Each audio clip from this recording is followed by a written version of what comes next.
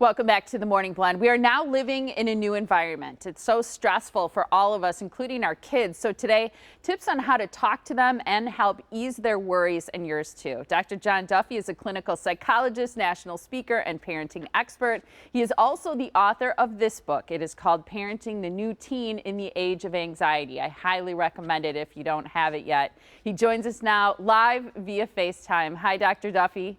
Hi, Molly. How are you? I'm doing good. How are you doing? I'm doing well. It's an odd time. I'm doing a lot of virtual therapy, and it's strange, and families are really struggling to find their purchase and their new normal in this very, very strange time. So it's tricky to kind of guide them there, and I find that it's not an even keel process. There's a lot of shape-shifting going on. Yeah, are kids stressed out about the pandemic? Yes. Even kids who say, no, I know I'm going to be fine. You can sense that they're idling high, that everybody is starting kind of with a baseline, pretty high level of stress, including every kid I'm working with. Yes, absolutely. And they're very fully aware, because their lifestyles are so interrupted, that this is really different than anything they've ever been through in their lives. So as parents, how can we help them? Yeah, so we first need to hear them out. So I just heard your last guest say, let your kid talk about their anxieties, even if it's uncomfortable for you. That is so imperative, to let them vent and not to try to talk them out of it. And also to acknowledge, yeah, this is a scary time. It's okay for you to feel that way, but then also to provide some structure for their days, not perfect structure, because nothing in here is going to be perfect. And at the back end of all that, provide them with some hope. Remind them this isn't going to last forever. This is going to be in the rearview mirror at some point. And so we want to prepare for that as well. I feel like as a parent, we have to also manage our own stress. And it's kind of a tricky balance between what I hear you saying about acknowledge that we're worried too, and that this is a scary time, then also giving them hope. But we have to kind of set the example, don't we?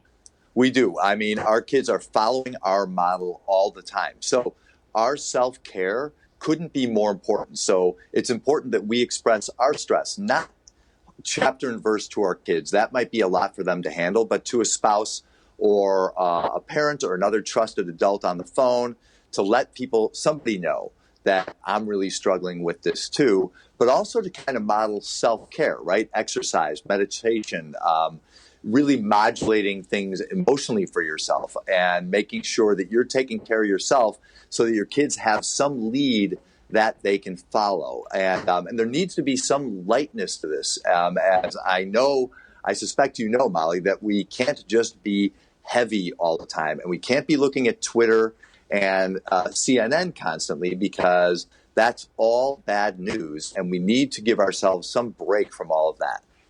Do you think having a sense of humor is important? Because sometimes you don't want to make light of this situation because it is very serious. But I also think, as with most parenting situations, a little humor probably goes a long way.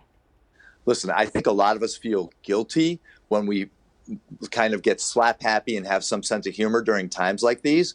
But if any of us adults reflect on any difficult time we've ever been through that we navigated reasonably well, humor almost always helps carry you through it. And we need it to counterbalance some of the anxiety and the fear that we're feeling.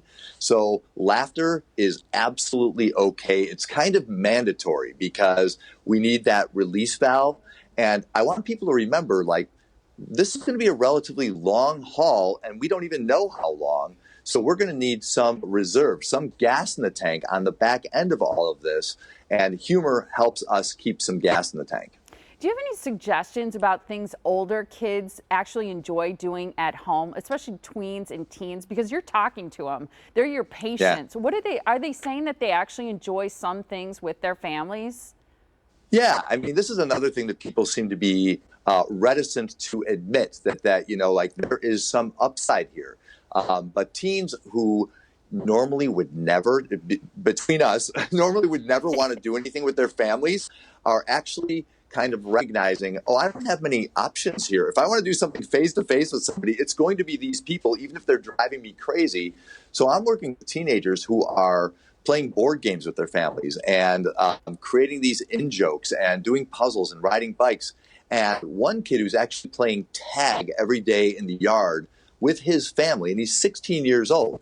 So, kids are coming around, and I think there's this silver lining opportunity that none of us thought we were going to get to enjoy some time with our family as a whole that, is rare, and we may as well create some memories and some in-jokes, not just so we have them for years to come, but we'll always remember this time, but also to create some sense of resilience for our family in the time that's coming. We're going to need that as well. I like that. I spent about 4 hours playing Monopoly with my kids the other night. It's amazing what kids will engage in, I think. It's surprising, right? But kids want to be entertained, and they recognize if I spend all my time looking at screens, this is going to get agitating me, So even kids I'm working with who want to do that all the time recognize, like, this is giving me a headache, and I'm just getting aggravated. So I need to do something else. I need to get more active in my life. I love it. Dr. Duffy, great to talk to you today. Stay well. You too, please. Thank you so much. And Dr. Duffy's book, there it is, Parenting the New Teen in the Age of Anxiety. It is available on his website or through Amazon. His website is drjohnduffy.com.